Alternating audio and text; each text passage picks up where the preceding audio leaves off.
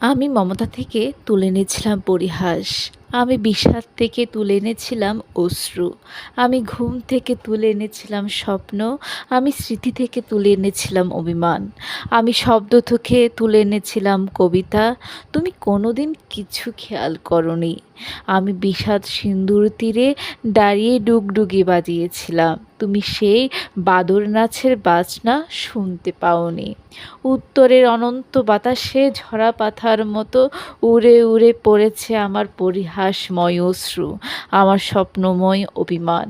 তুমি লাল মলের চটি পায়ে রেশমের চাদর জড়িয়ে উজ্জ্বল রোদের মধ্যে উদাসীন হেঁটে গেছো।